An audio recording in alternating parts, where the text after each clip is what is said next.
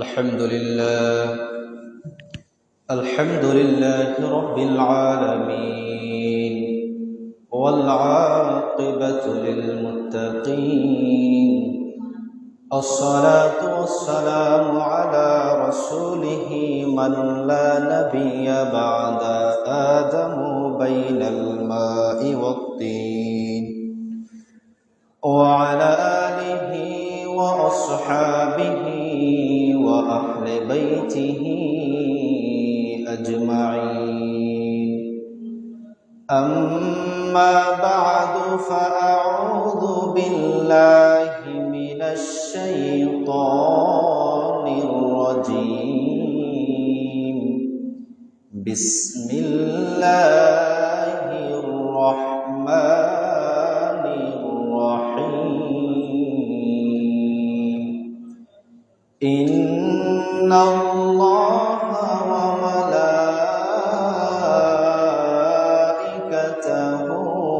يصلون على النبي يا أيها الذين آمنوا صلوا عليه وسلموا تسليما اللهم صل على سيدنا مولانا محمد وعلى علي سيدنا مولانا محمد إن التياري حصبا يوما إلى أرض الحرام بلغ سلامي روضة فيها النبي المحترم اللهم صل على سيدنا مولانا محمد وعلى علي سيدنا مولانا محمد ইচ্ছা করলে মায়ার নবীজি তাকতে পারতেন আসমানে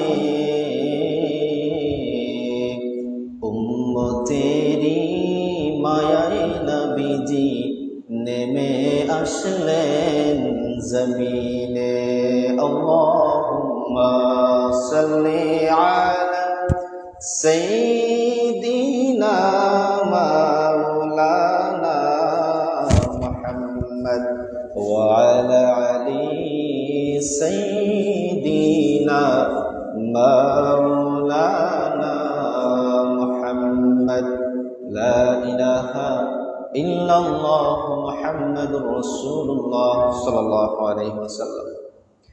সম্মানিত হাজিরিন, আল্লাহ পাক রব্বুল আলামিনের শাহানশাহী দরবারে লক্ষ লক্ষ কোটি কোটি শুকরিয়া সুজুদ যেই মহান রব্বুল আলামিন আপনাদেরকে আমাকে অত্যন্ত দয়া করে মায়া করে মেহেরবানি করে ইয়াউমুল জুমার দিন শুক্রবারের দিন এমন একটি বরকতময় দিনে বরকতপূর্ণ মুহূর্তে আল্লাহ পাক রব্বুল আলামিন দুনিয়াবি নানান ঝামেলার মধ্যে ব্যস্ত না রেখে দুনিয়াবি জিন্দগিকে পিছনে ফেলে মহান মনিবের ভালোবাসাকে সামনের দিকে অগ্রাধিকার দিয়ে যেই মহান মনিব আপনাদেরকে আমাকে সমস্ত ব্যস্ততা থেকে মুক্ত করে ওনার গড়ের মেহমান হিসাবে কবুল করেছেন।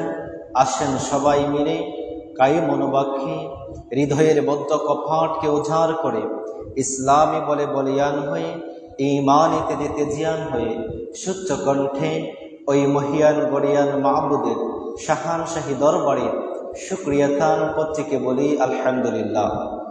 আর শুকর আদায় করছি নাবিয়ুনা হাবিবুনা কুদওয়াতুনা সানাদুনা মুরশিদুনা ওয়া মাওলানা মুহাম্মদ সাল্লাল্লাহু আলাইহি ওয়াসাল্লাম যিনি ১৫০০ বছর পূর্বে আপনাদেরকে আমাকে এতিম করে জান্নাতুম মির রিয়াদিল জান্নাহ এর মধ্যে আরাম করতেছেন, ওই নবীর উম্মত হিসাবে দুনিয়ার জমিনে আসতে পেরে নিজেকে ধন্য মনে করছি। যেই রব্বুল আলামিন বিনা দোয়ায় বিনা দরখাস্তে ওই নবীর উম্মত হিসাবে কবুল করেছেন, আবারও শুকরিয়া থান পড়ছি আলহামদুলিল্লাহ। সম্মানিত হাজিরিন, আল্লাহ পাক রব্বুল আলামিন এই ধুলির ধরায় অসংখ্য গণিত নবী এবং রাসূলকে পাঠিয়েছেন। তাদের একটি কাজ ছিল কিভাবে এই দুনিয়ার জমিন থেকে পাপ মোচন করা যায়, আল্লাহর হুকুমত কিভাবে এই দুনিয়ার জমিনে কায়েম করা যায়। তারই ধারাবাহিকতায় নবী আদম আলাইহিস সালাতু সালাম থেকে শুরু করে সর্বশেষ নবী মুহাম্মদুর রাসূলুল্লাহ সাল্লাল্লাহু আলাইহি ওয়াসাল্লাম সেম গোলস, সেম লক্ষ্যকে সামনে রেখে কাজ করে গিয়েছেন। আজ আল্লাহ পাক রব্বুল আলামিন এই নবীকে দুনিয়ার জমিনে পাঠিয়েছেন বিভিন্ন দিক দিয়ে। আজকে আমাদের নবীজির অসংখ্য গণিত দিকের মধ্যে একটা দিক নিয়ে আমরা কথা বলবো, সেটা হচ্ছে রাসূল সাল্লাল্লাহু আলাইহি ওয়াসাল্লামের আচরণ কেমন ছিল, ওনার ব্যবহার কেমন ছিল, ওনার কথাবার্তা কেমন ছিল, ওনার বিহেভিয়ার কেমন ছিল। আল্লাহর নবী যেইভাবে কথা বলতেন আমরা কি সেইভাবে কথা বলতে পারি? আল্লাহর নবী যেইভাবে যুবকের সাথে কথা বলতেন, আল্লাহর নবী যেইভাবে কাজের ছেলেদের সাথে কথা বলতেন, যেইভাবে একজন শ্রমিকের সাথে কথা বলতেন, আমরা কি সেইভাবে কথা বলতে পেরেছি কিনা আজ আমরা পুঙ্খানুপুঙ্খানুরূপে দেখব। তাহলে এই দুনিয়ার জমিনে আল্লাহর নবী মুহাম্মদুর রাসূলুল্লাহ সাল্লাল্লাহু আলাইহি ওয়াসাল্লাম এসেছিলেন মানুষকে আচার শিক্ষা দেওয়ার জন্য, ব্যবহার শিক্ষা দেওয়ার জন্য, মানুষের ব্যবহার ঠিক করার জন্য। তো সম্মানিত হাজিরিন, আল্লাহ রাসূল সাল্লাল্লাহু আলাইহি ওয়াসাল্লামকে সাহাবী জিজ্ঞাসা করেছেন, ইয়া রাসূলুল্লাহ, ইয়া হাবিবাল্লাহ, দুনিয়ার জমিনে কোন দুইটা কাজ করলে বেশি জান্নাতের মধ্যে যাওয়া যায়? অর্থাৎ আমি দুনিয়ার জমিনে যদি এমন কোন কাজ করব যেই কাজ করলে আমি সবার আগে জান্নাতের মধ্যে যাব, অথবা এমন কোন কাজ করলে দুনিয়ার জমিন থেকে সহজে জান্নাতের মধ্যে যাওয়া যায়? আল্লাহ রাসূল সাল্লাল্লাহু আলাইহি ওয়াসাল্লাম বলতেন, বেশি না, আপনি দুইটা কাজ করবেন। এক নাম্বার, আপনি আল্লাহকে ভয় করবেন। আপনি এক নাম্বার আল্লাহকে ভয় করবেন, আর দুই নম্বর হুসনুল খুলুক, উত্তম চরিত্রের, উত্তম আচরণের অধিকারী হবেন। মানুষের সাথে কথা বললে আপনি উত্তমভাবে কথা বলবেন এবং আল্লাহকে ভয় করবেন। প্রথমটার দিকে যদি আমি লক্ষ্য করি যে আল্লাহকে আমি কিভাবে ভয় করব, আল্লাহকে আমি এইভাবে ভয় করছি, যেমন আমি যদি ফজরের নামাজের মধ্যে মসজিদে না আসি, আমাকে দুনিয়ার কোনো মানুষ কিছু বলবে না, ইটস মাই ম্যাটার, এটা আমার কাজ। আমি মসজিদের মধ্যে আসলেই ভালো, না আসলেই ভালো, আমাকে কেউ কিছু বলতে পারবে না। কিন্তু আমি যে এই শীতের সময়ে আরামের ঘুমকে হারাম করে মসজিদের মধ্যে ঠান্ডা পানি দিয়ে উজু করে ফজরের নামাজ এসে পড়ি, এখান থেকে বোঝা গেল আমি আল্লাহকে ভয় করি। আমি যদি আল্লাহকে ভয় না করতাম তাহলে বাড়ির মধ্যে কম্বল মুড়া দিয়ে ঘুমিয়ে পড়তাম। যেহেতু আমি কম্বল মুড়া দিয়ে না ঘুমিয়ে মসজিদের মধ্যে ঠান্ডার মধ্যে আসি, ঠান্ডা পানি দিয়ে উজু করে মসজিদের মধ্যে আসি, এখান থেকে বোঝা গেল আমি আল্লাহকে ভয় করি। যখন রমজান মাসে রোজা চলে আসে, আমি যদি ইচ্ছা করি দুনিয়ার কোনো মানুষ দেখবে না, পানির নিচে ডুব দিয়ে আমি পানি পান করতে পারবো, কোনো মানুষ দেখবে না আমি যে রোজা রাখি নাই। কিন্তু আমার অন্তরের মধ্যে যদি এটা থাকে যে রব্বুল আলামিন আমাকে দেখছেন, উনি আসমানের মধ্যে যেমন দেখেন, মাটির নিচেও তেমন দেখেন, পানির নিচেও তেমন দেখেন, আমি আল্লাহকে ভয় করি, আমি পানি যদি পান করে ফেলি আল্লাহ ধরে ফেলবেন।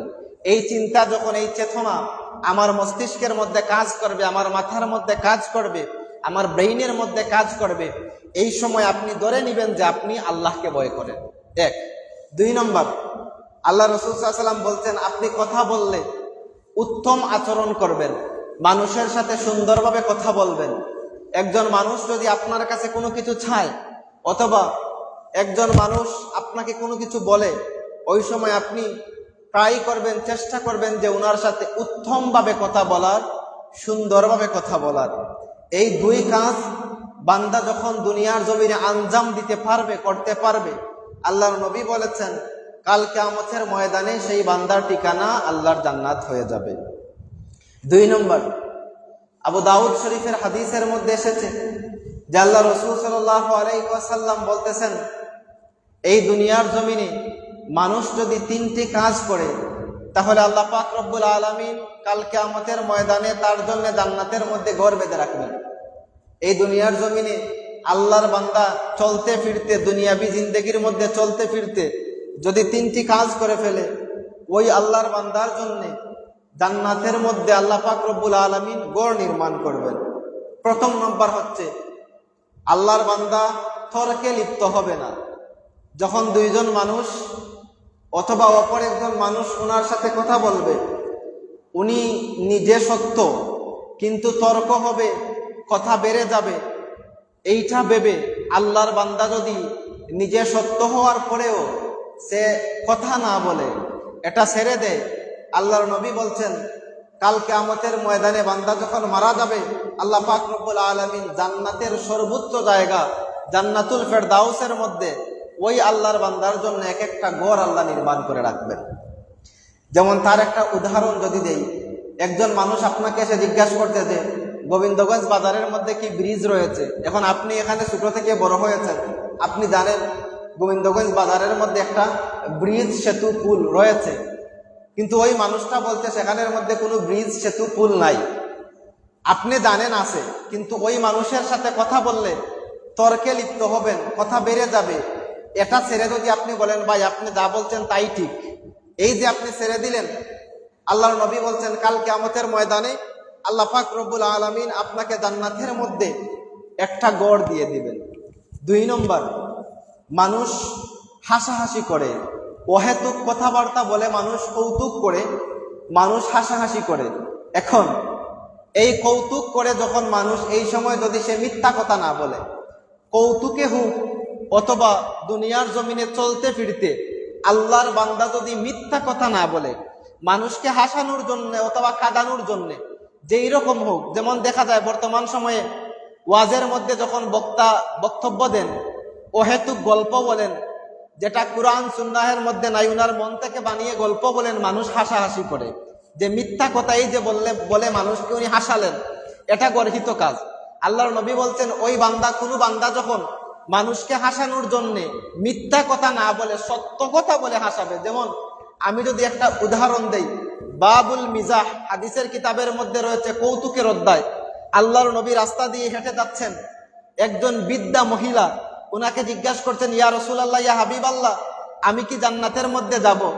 আল্লাহর নবী বলছেন না, আপনি জান্নাতের মধ্যে যাবেন না। আল্লাহর বান্দি কাঁদতে কাঁদতে শেষ, উনি বলছেন আমি কেন জান্নাতের মধ্যে যাব না? তো ওই সময় উনি বলছেন যে আমরা আল্লাহ পাক রব্বুল আলামিন কোনো বৃদ্ধাকে জান্নাতের মধ্যে দিবেন না।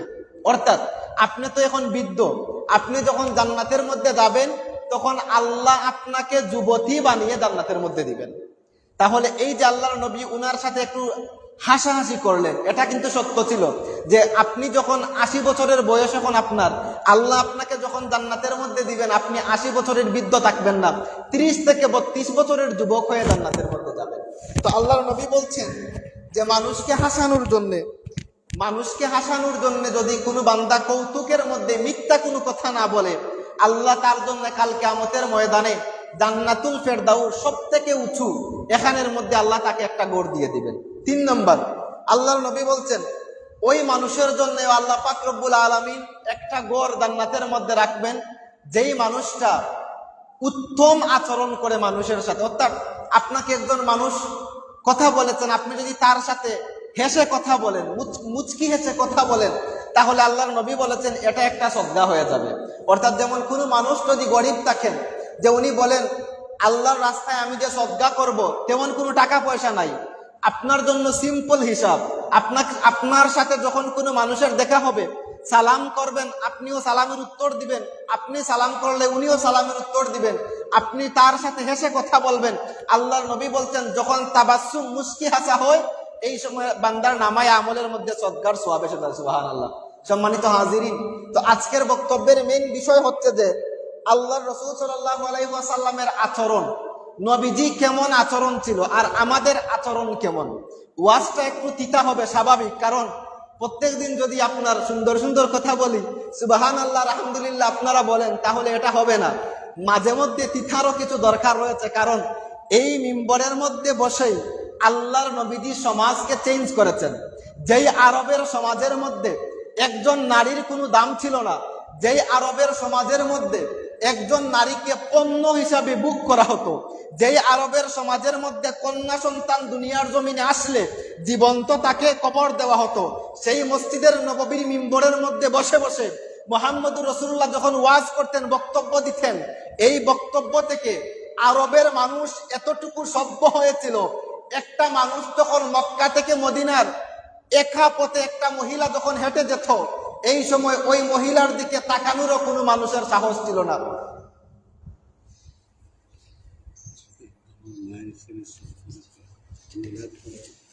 সম্মানিত হাজিরিন, এই হচ্ছে যে আমাদের নবীর আচরণ। তাহলে দেখেন, সর্বপ্রথম আমি যদি বলি যে একজন যুবকের সাথে আল্লাহর নবীদের আচরণ কেমন ছিল, এই প্রেক্ষাপট যদি আমি বলি ১৫০০ বছর আগের সাহাবীর কাছে আমাকে যেতে হবে। ওই সাহাবীরা যারা ছিলেন, সাহাবীরা বলছেন আমাদের যখন পেটের মধ্যে ক্ষুধা লাগতো, আমাদের পেটের মধ্যে যখন খাবার নাই, এই সময়ে আমরা আল্লাহর নবীর দরবারের মধ্যে চলে যেতাম। আমরা যখন নবীজির দরবারের মধ্যে গিয়ে বসতাম, আল্লাহর নবীর চেহারার দিকে যখন আমরা তাকাতাম, ক্ষুধার কসম করে বলছি আমাদের পেটের ক্ষুধা নিবারণ হয়ে যেত। সুবহানাল্লাহ। তাহলে আল্লাহর নবী যুবকদের সাথে এমন ব্যবহার করতেন। একদিন দেখা যায় যে আরবের একজন বেদুইন মানুষ, আধুনিকতার ছোঁয়া যার মধ্যে পৌঁছায় নাই, যিনি এরকম কথা বলতে পারেন না, কোন সমাজের মধ্যে গিয়ে কিভাবে কথা বলতে হয়, একদম অজ্ঞ লেভেলের মানুষ, উনার জানা নেই। আল্লাহর বান্দা আরবের সেই বেদুইন মানুষ মসজিদে নববীর মধ্যে এসেছে। মসজিদে নববীর মধ্যে এসে আল্লাহর বান্দা মসজিদে নববীর মধ্যখানে প্রস্রাব করে দিয়েছে। যখন আল্লাহর বান্দা মসজিদে নববীর মধ্যখানে প্রস্রাব করে দিয়েছে, সাহাবীগণ লাঠি সোটা নিয়ে এসেছেন ওই মানুষকে মারার জন্য। কারণ কাবা শরীফে যদি আপনি 1 রাকাত নামাজ পড়েন, 1,00,000 রাকাত নামাজের সওয়াব হয়। মসজিদে নববীতে যদি আপনি 1 রাকাত নামাজ পড়েন, 50,000 রাকাতের সওয়াব হয়। এই মসজিদে নববীর মধ্যে একজন গ্রাম্য বেদুইন আরবের একজন মানুষ এসে প্রস্রাব করে দিয়েছে, সাহাবীরা লাঠি সোটা নিয়ে আসছেন মারার জন্য। আল্লাহর নবী তাদেরকে দমক দিয়েছেন, আপনারা কোনো কথা বলবেন না। কেন?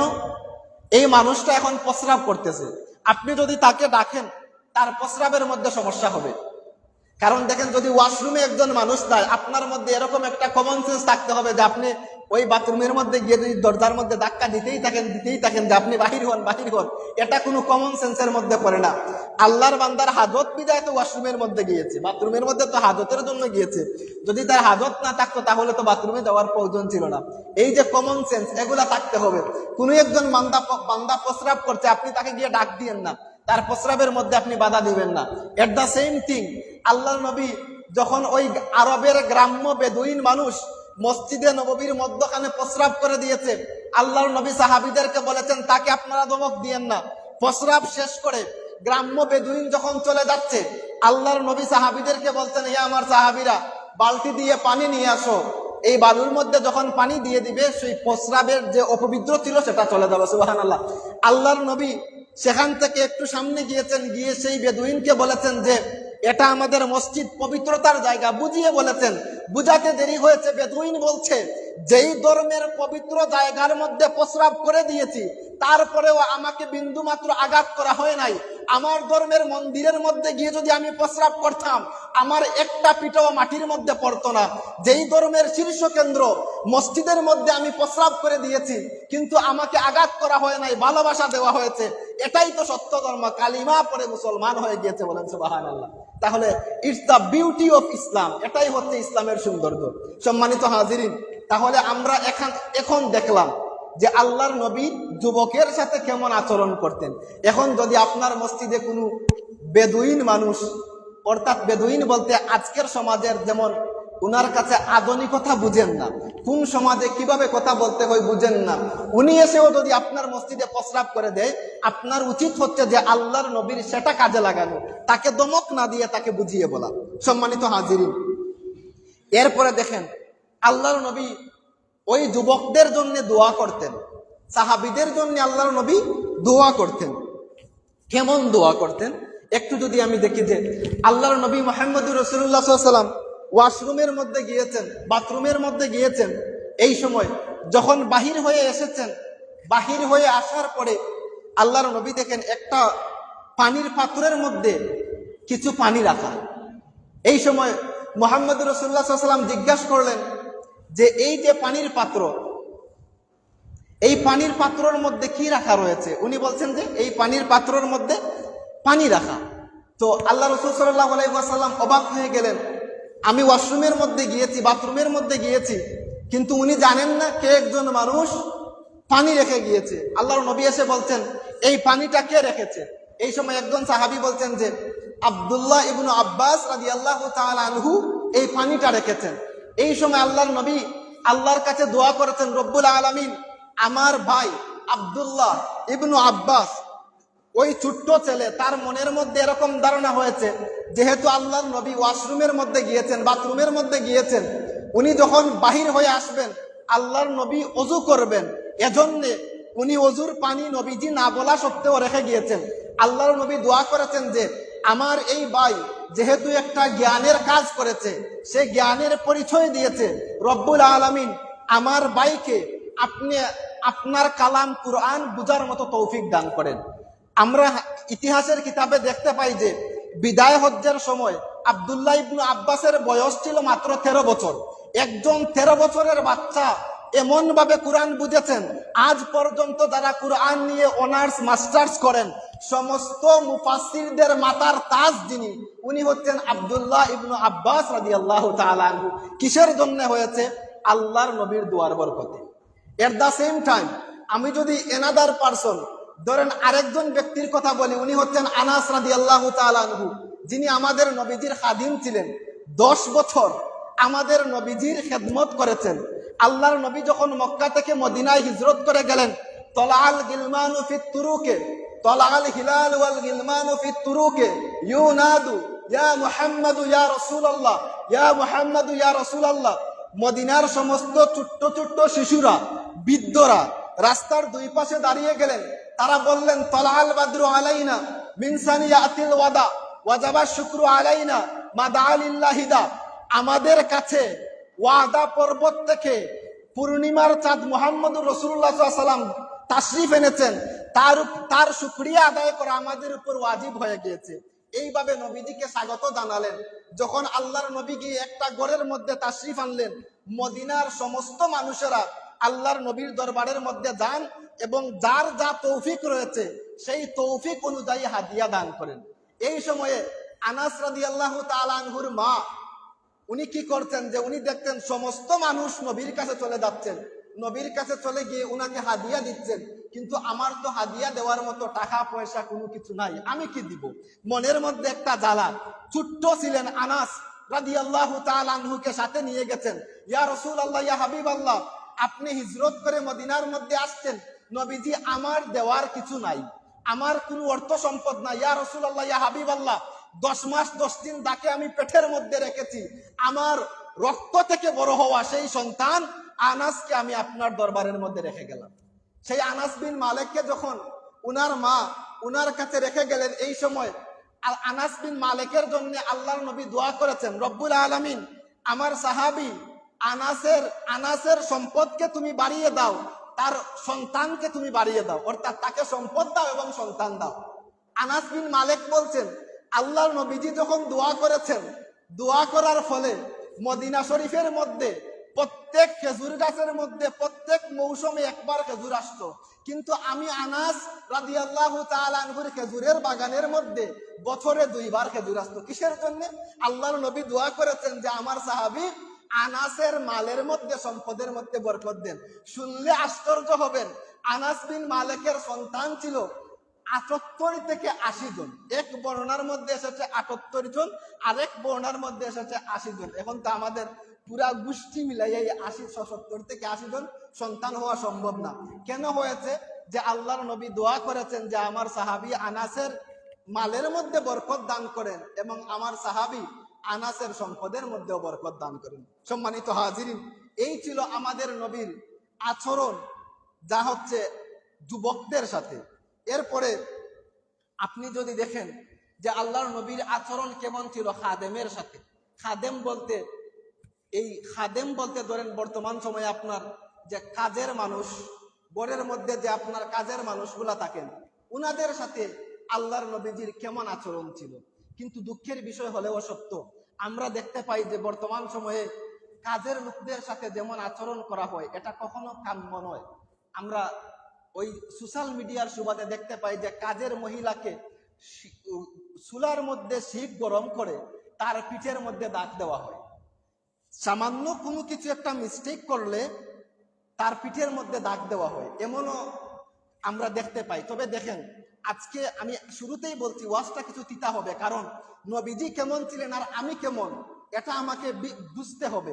তো দেখেন, আল্লাহর নবীজির 10 বছরের খাদেম আনাস রাদিয়াল্লাহু তাআলা আনহু বলছেন, আমি নবীজির ঘরের মধ্যে 10 বছর ছিলাম, একটা দিন আমার নবী আমার প্রতি উফ শব্দ বলেন নাই। 10 বছর ছিলাম, আমি ভুল করেছি, মিস্টেক করেছি, কিন্তু আমার নবী কখনো আমার প্রতি বিরক্তর সুরে উফ শব্দ বলেন নাই। এই জায়গা থেকে যদি আপনি চিন্তা করেন, আমার ঘরে যে কাজের মানুষ রয়েছে, আমার যে ড্রাইভার রয়েছে, আমার ঘরের মধ্যে যে মানুষ রয়েছে, আমি কি তাদের সাথে এরকম ব্যবহার করতে পেরেছি? যদি করতে পারি আমি মুমিন, যদি করতে না পারি আমি কিভাবে মুমিন হব এটা আপনি দেখবেন। আমি শুধু আয়নার মতো আজকে দেখিয়ে দিব যে আল্লাহর নবী কিভাবে গিয়েছেন আর আপনি এবং আমি কিভাবে গিয়েছি। সম্মানিত হাজিরিন, দেখেন ওই আনাস রাদিয়াল্লাহু তাআলা আনহু বলছেন যে আমাকে মুহাম্মদুর রাসূলুল্লাহ সাল্লাল্লাহু আলাইহি ওয়াসাল্লাম বলছেন, হে আনাস, আমার জন্য কোনো কিছু নিয়ে আসো, সম্ভবত জুব্বা হবে, এরকম কিছু একটা। বলছেন যে আপনি আমার জন্য একটা জুব্বা নিয়ে আসেন। আনাস রাদিয়াল্লাহু তাআলা আনহু চলে গিয়েছেন জুব্বা আনার জন্য। ছোট মানুষ ছিলেন, ওই মদিনার রাস্তার মধ্যে, রাস্তার পাশে ছোট বাচ্চারা খেলাধুলা করছে। আনাস রাদিয়াল্লাহু তাআলা আনহু এসেছিলেন নবীজির জুব্বা আনার জন্য, কিন্তু রাস্তার মধ্যে দাঁড়িয়ে খেলা দেখা শুরু করছেন বাচ্চাদের। কিন্তু আল্লাহর নবী 1 ঘন্টা 2 ঘন্টা 3 ঘন্টা যখন অপেক্ষা করছেন, মনে মনে ভাবলেন যে আনাসকে আমি বলেছিলাম আমার জুব্বা আনার জন্য, মনে হয় উনি ভুলে গিয়েছেন। আল্লাহর নবী মনে মনে ভাবলেন তাহলে নিজের কাজ নিজেই করি। বাহির হয়ে গেলেন রুম থেকে, জুব্বা আনার জন্য চলে গেলেন। আল্লাহর নবী গিয়ে দেখছেন যে আনাস রাদিয়াল্লাহু তাআলা আনহু ছোট বাচ্চাদের খেলা দেখতেন রাস্তার পাশের মধ্যে গিয়ে। এখন এই দৃষ্টিতে আপনার কাছে যদি আমি একটা প্রশ্ন দেই, আপনার ঘরের কাজের মেয়ে অথবা কাজের ছেলেকে আপনি যদি বলেন আমার জন্য শরবত নিয়ে আসেন, গ্লাস নিয়ে আসেন, আর যদি দেখেন উনি সোফার মধ্যে গিয়ে বসা মোবাইল টিপছেন অথবা অন্যের সাথে গল্প করছেন, আপনি গিয়ে যদি তাকে দেখেন, তাহলে বলুন তো কেমন ব্যবহার করবেন? কিন্তু দেখেন আল্লাহর নবী কেমন ব্যবহার করেছেন। আনাস বিন মালিককে যখন গিয়ে দেখেছেন যে রাস্তার পাশের মধ্যে উনি দাঁড়িয়ে দাঁড়িয়ে খেলা দেখতেছেন, ওই সময় আনাস রাদিয়াল্লাহু তাআলা আনহুর পাশের মধ্যে আল্লাহ রাসূল সাল্লাল্লাহু আলাইহি ওয়াসাল্লাম গিয়ে দাঁড়িয়ে গিয়েছেন। গিয়ে বলেন নাই, আনাস আপনি এখানে কেন এসেছেন? আপনাকে তো আমি বলেছিলাম আমার জুব্বা আনার জন্য। তো আনাস রাদিয়াল্লাহু তাআলা আনহুর পিঠের মধ্যে আলতোভাবে হাত দিয়েছেন। হাত দিতে ফা নাযারতু ইলান নবী সাল্লাল্লাহু আলাইহি ওয়াসাল্লাম, আনাস বিন মালিক যখন আল্লাহর নবীর চেহারার দিকে তাকিয়েছেন, আল্লাহর নবী মুস্কি হেসে দিয়েছেন। নবীজি যখন মুস্কি হেসেছেন, আনাস বিন মালিক বলতেন, ইয়া রাসূলুল্লাহ, ইয়া হাবিবাল্লাহ, ক্ষমা করেন, আপনার জুব্বা আনার জন্য এসেছিলাম, কিন্তু রাস্তার মধ্যে দাঁড়িয়ে আমি সেটা ভুলে গিয়েছি। দেখেন আল্লাহর নবী চাইলে তো এখানে আনাস বিন মালিককে শাসন করতে পারতেন, কিন্তু আপনি যদি শাসনের রুলস এন্ড রেগুলেশন, আপনি যদি শাসনের ক্রাইটেরিয়া জানেন, শুধু বেদ দিয়ে প্রহার করার নাম শাসন না, অনেক সময় মুস্কি হাসি দিয়েও শাসন হয়ে যায়। আনাস বিন মালিক বলছেন, আমি যতদিন দুনিয়ার জমিনে ছিলাম, আল্লাহর নবীর মুস্কি হাসির সেই শাসনটা আমার কাছে আয়নার মতো বেশি ছিল। বলেন সুবহানাল্লাহ। সম্মানিত হাজিরিন, দুরূদ শরীফ পড়ুন। আল্লাহুম্মা সাল্লি আলা সাইয়্যিদিনা মাওলানা মুহাম্মদ ওয়া আলা আলি সাইয়্যিদিনা মাওলানা। সম্মানিত হাজিরিন, এই ছিল আমাদের নবীজির আচরণ। 2টা জিনিস দেখিয়েছি, এক হচ্ছে যুবকের প্রতি কেমন ছিল, 2 হচ্ছে খাদেমের প্রতি কেমন ছিল। 3 নম্বর, এখন যদি দেখেন স্ত্রীদের সাথে আল্লাহর নবীর ব্যবহার কেমন ছিল। এখন বর্তমান সময়ে দেখা যায় চুন থেকে পান বসলে সালামে যদি লবণ বেশি হয়ে যায় আমরা মাইর শুরু করি, এটা স্বাভাবিক থিং। তবে দেখেন আল্লাহর নবী স্ত্রীদের সাথে কেমন ছিলেন। বর্তমান সময়ে আপনি রোমান্টিকতা, যেটাকে আধুনিকতার নামে বেহায়াপনা বলা হয়, আমরা ইউরোপ এবং আমেরিকান সংস্কৃতি থেকে বাড়া করে রোমান্টিকতা নিয়ে আসে, কিন্তু আপনি যদি সিরাতের কিতাব পড়েন আপনি দেখবেন যে আপনার নবী যেমন রোমান্টিক ছিলেন, ওই ইউরোপ আমেরিকার নোংরা রোমান্টিকতা সেখানের মধ্যে হার মেনে যাবে। কিভাবে? আল্লাহর নবীর স্ত্রী বলেছেন যে আয়েশা সিদ্দিকা, আমি যখন খাবারের মধ্যে বসতাম, খাবার শেষ করার পরে যখন আমি আয়েশা সিদ্দিকা খাবারের হাড়গুলা একটা জায়গায় রেখে দিতাম, আল্লাহর নবী সেই হাড়গুলা চুষে চুষে রাখতেন।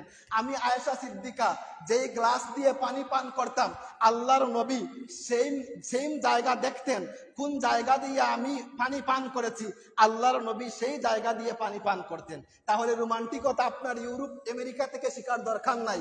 রোমান্টিকতা যদি শিখতে হয় আপনি ইসলামের আদর্শে আদর্শিত হয়ে যান, এমনিতেই চলে যাবে। এরপরে দেখেন আল্লাহর নবী রাতের বেলায় স্ত্রীদেরকে নিয়ে সফরের মধ্যে বাহির হতেন, ঘর থেকে বাহির হতেন, একা তাদের সাথে সময় দিতেন। আল্লাহর নবী বলেছেন কোন এক রাতের মধ্যে আয়েশা সিদ্দিকা রাদিয়াল্লাহু তাআলা আনহাকে নিয়ে আমি বাহির হয়েছি। At the same time Ayesha Siddika এবং আমার মধ্যে একটা চ্যালেঞ্জ শুরু হয়েছে। চ্যালেঞ্জটা কি? আয়েশা সিদ্দিকা বলছেন, ইয়া রাসূলুল্লাহ, ইয়া হাবিবাল্লাহ, এক্সারসাইজ হয়ে যাক, একটা দৌড়ের প্রতিযোগিতা হয়ে যাক, দেখা যাক আপনি আমার আগে যেতে পারেন নাকি আমি আপনার আগে চলে যাই। ওই সময় আল্লাহ রাসূল সাল্লাল্লাহু আলাইহি ওয়াসাল্লাম এবং আয়েশা সিদ্দিকা দুজনের মধ্যে দৌড়ের প্রতিযোগিতা হয়েছে। আয়েশা সিদ্দিকা তখন একটু স্লিম মানে শুকনো ছিলেন। এই সময় আল্লাহর নবীর আগে দৌড় দিয়ে উনি চলে গিয়েছেন, আল্লাহর নবী উনার কাছে হেরে গিয়েছেন। কিছু বছর পরে আবার যখন গভীর রাতে রাসূল সাল্লাল্লাহু আলাইহি ওয়াসাল্লাম আয়েশা সিদ্দিকাকে নিয়ে বাহির হয়েছেন, সেম সময়ে আবার বলেছেন আয়েশা সিদ্দিকা, আজকে রাতের মধ্যে একটা দৌড় হয়ে যাক, দেখা যাক কে কার আগে যেতে পারে। এই সময় আয়েশা সিদ্দিকা একটু হেলথি মানে স্বাস্থ্যবান হয়ে গেলেন আগের থেকে। আল্লাহ রাসূল সাল্লাল্লাহু আলাইহি ওয়াসাল্লাম উনার আগে চলে গিয়েছেন।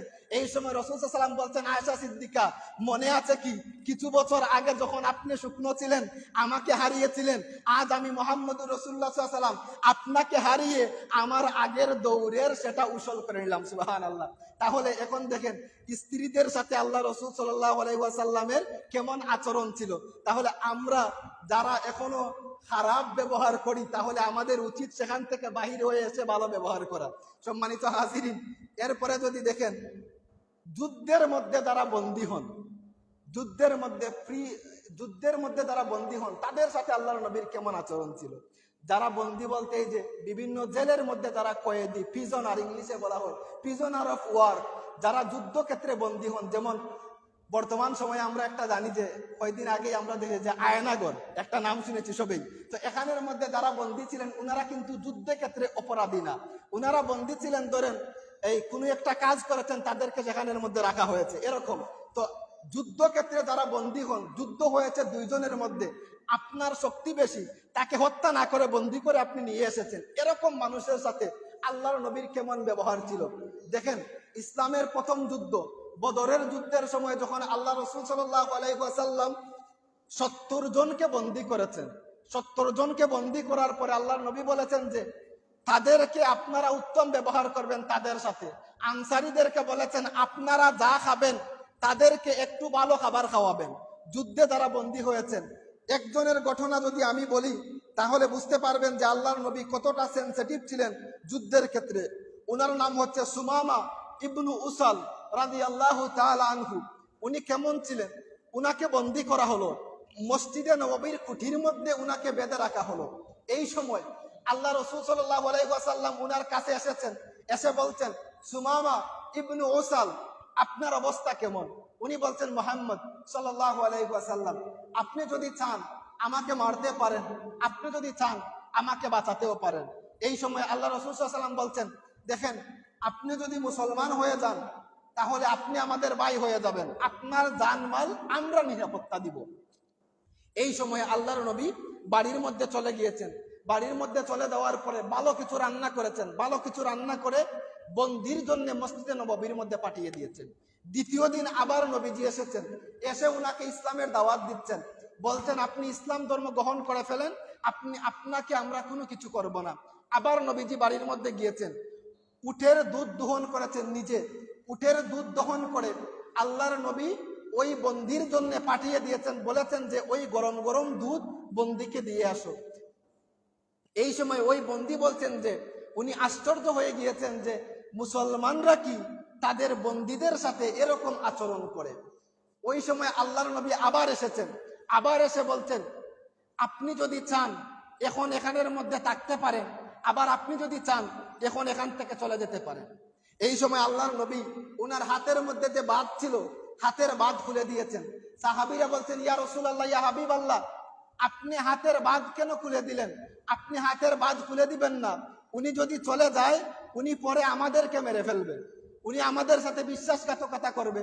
আল্লাহর নবী বলছেন, আমি যা জানি তোমরা তা জানো না।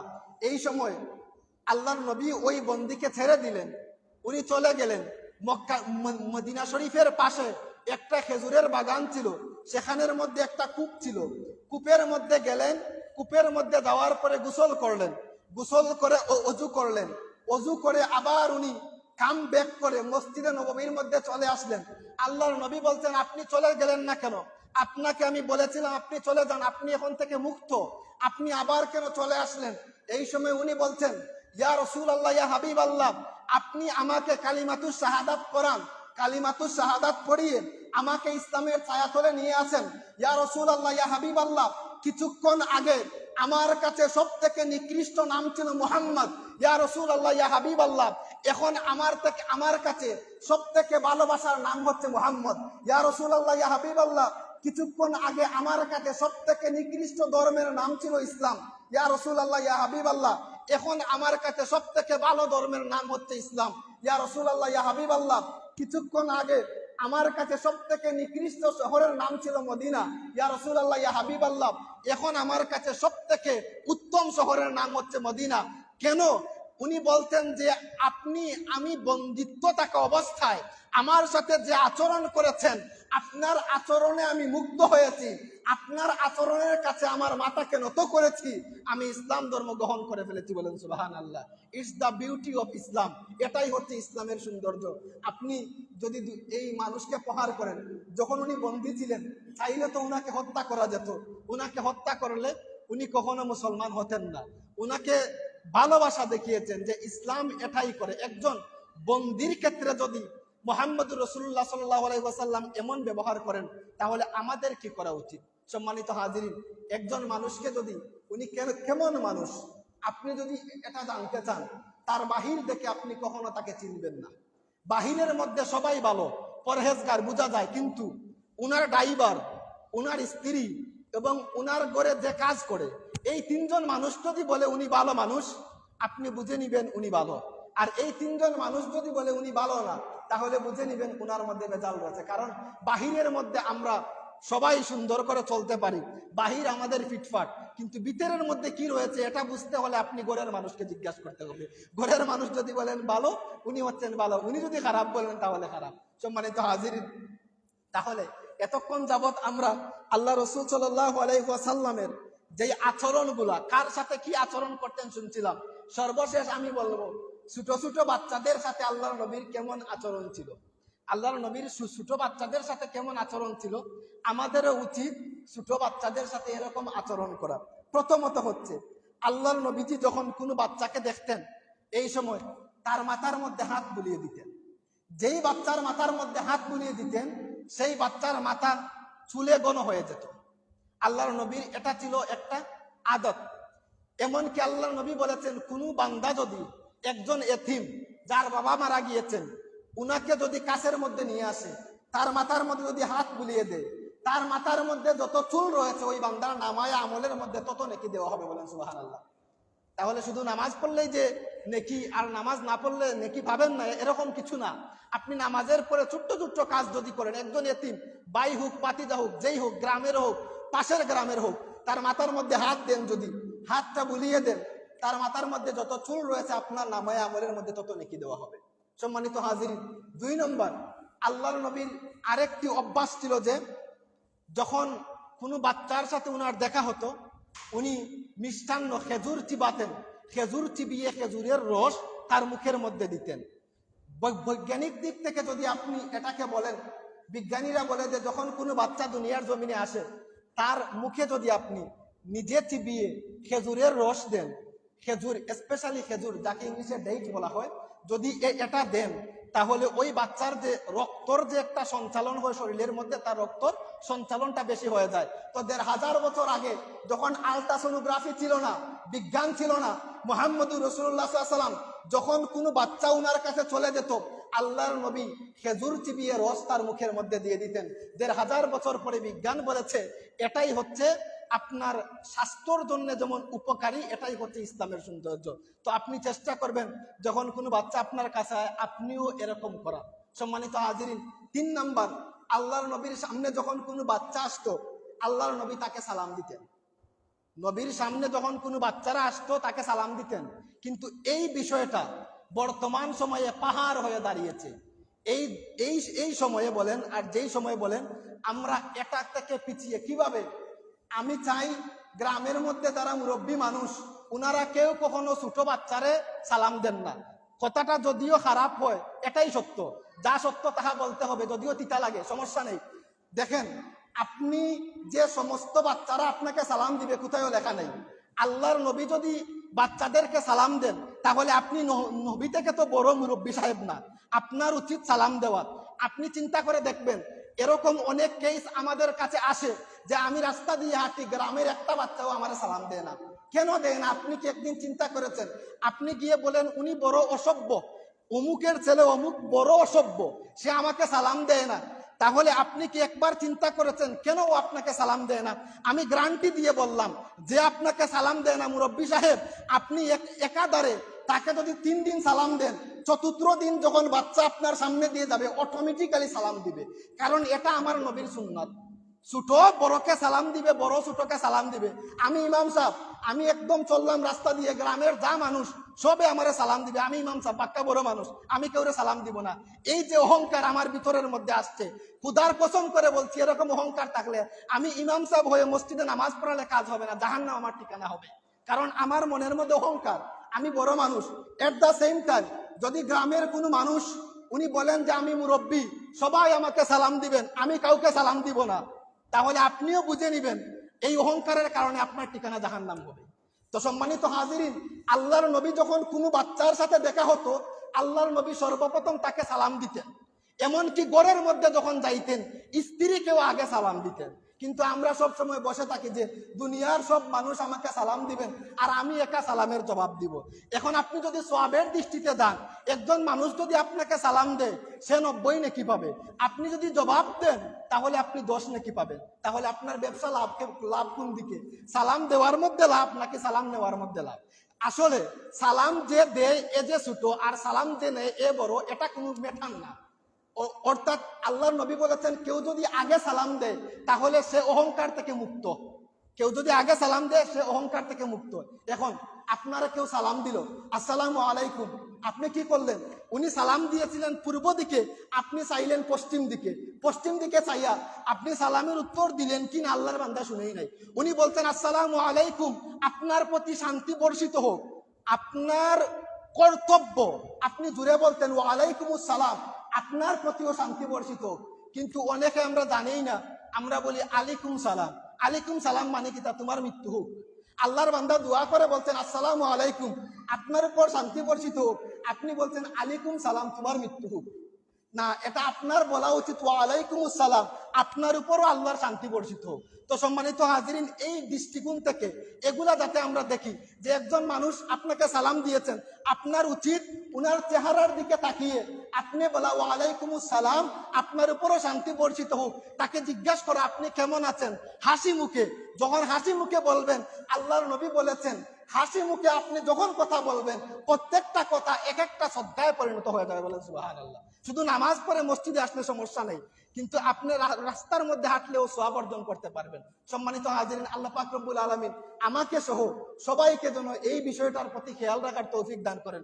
বর্তমান সময়ে এটা খুব নগণ্য অবস্থা, খুব নগণ্য অবস্থা। এখন ওয়াজের ময়দানে গেলে দেখা যায় হুজুরদেরকে বলেন, হুজুর আপনি কি করেন যে পিতামাতার হক, সন্তানের প্রতি যে পিতামাতার হকের কিছু ওয়াজ করেন। আরে বাবা, আপনি যদি আগে তাকে সন্তানের হক শিক্ষা না দেন, বাবা যদি সন্তানকে শিক্ষা না দেন কিভাবে পিতামাতার হক আদায় করতে হয়, ওই বেটা যখন বড় হবে কিভাবে জানবে যে আপনার প্রতি কিভাবে সম্মান করবে? তাহলে পেচ ঘুরিয়ে নেন। শুধু ওই যে মাতা পিতার হক নিয়ে বসে থাকবেন না, সন্তানেরও কিছু হক রয়েছে আপনার প্রতি। আপনি যদি সন্তানের প্রপার হক আদায় করতে পারেন, খুদার কসম করে বলছি, এই সন্তান কখনো আপনাকে বৃদ্ধাশ্রমের মধ্যে দিবে না। আপনি কি করবেন? সকালে ঘুমিয়ে পড়বেন, আপনার সন্তানকে 10,000 টাকা দিয়ে আপনি ইংলিশ মিডিয়াম স্কুলের মধ্যে পড়াবেন, 500 টাকা দিয়ে 1,000 টাকা দিয়ে হুজুর রেখে তাকে বুনিয়াদী শিক্ষা দিতে পারবেন না। আপনার এই সন্তান কিভাবে বলছেন যে আপনাকে বড় হয়ে রেসপেক্ট করবে? কারণ সে ধর্ম সম্পর্কে জানে না। বলতে এখন মনে করেন না যে হুজুরের আমাকে দিয়ে নিয়ে পড়াতে হবে, এরকম কিছু না, আমাকে দিয়ে লাগবে না। যাকে ইচ্ছা আপনার উচিত আপনার সন্তানকে আপনি বুনিয়াদী শিক্ষা দিবেন। যখন একজন সন্তানকে আপনি তার হক দিয়ে দিবেন, সে যখন বড় হবে অটোমেটিক্যালি আপনার হক আদায় করবে।